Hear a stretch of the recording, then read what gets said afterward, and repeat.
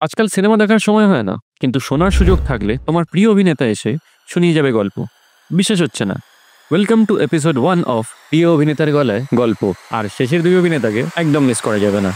Time travel ও time লুপের কনসেপ্টে Spanish লেখক Julio রোহাসের ক্যাসে 63 গল্প অবলম্বনে স্পটিফাই বিভিন্ন ভাষায় তৈরি করেছে এই সাই-ফাই অডিও স্টোরি। বাংলা সংস্করণ 2063 থেকে এসেছে। মুখ্য ভূমিকায় গলা দিয়েছেন প্রমব্রত চট্টোপাধ্যায়, পাওলি দাম। এই তিনটি গল্পই শুনতে পাবেন অনলি অন স্পটিফাই। যদি রিভেঞ্জ ড্রামার ফ্যান হয়ে থাকো, তাহলে এই গল্পটা একটা আলাদাই স্যাটিসফ্যাকশন দেবে। অ্যাডভেঞ্চার, একটু অ্যাকশন আছে, হিরোইক মোমেন্টস প্রচুর আছে, আর সব থেকে বড় পাওয়া গৌরব চক্রবর্তী। সানডে সাসপেন্সের নিবেদন the count of Monte Christo complete Saga.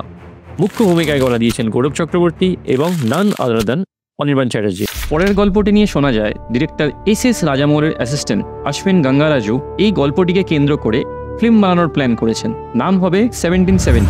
এটা বিশ্বাস করতে অসুবিধা হলে একবার গল্পটা শোনা শুরু করো, নিজেও ফিল করবে এটা সত্যি হলেও হতে পারে। গল্পটি হলো বঙ্কিমচন্দ্র চট্টোপাধ্যায়ের লেখা আনন্দমঠ।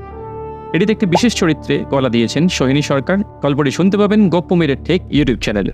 পরের গল্পটা অনেকেরই শোনা শরৎচন্দ্র চট্টোপাধ্যায়ের দেবদাস, কিন্তু মীরের ডিরেকশনে পার্বতীর ভূমিকায় গলা দিয়েছেন দিতিপ্রিয়া ও দেবদাসের গলায় আছেন আরজে সোম।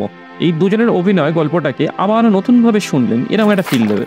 সো গল্পটি শুনে দেখতে পারেন গল্প মেরের ঠেকের ইউটিউব চ্যানেলে। এর পরের মানুষ দুজন ফরাজ মুখোপাধ্যায় ও none other than Soumitra Chattopadhyay. Nishithe, Dalia এবং ইচ্ছে পূরণ প্রতিটি গল্পেরই প্রধান সূত্রধর ফরাজ মুখোপাধ্যায়। গল্পগুলি শুনতে পাবেন আশা অডিও ইউটিউব চ্যানেলে। আর শেষ গল্পটি হলো সানডে সাসপেন্সের ক্লাসিক্সের অন্তর্গত অসামান্য বাবুর কুকুর, রিটেন বাই সত্যজিৎ রায়, সূত্রধার Soumitra Chattopadhyay. The nostalgic combination ever. তাই তো বলছি।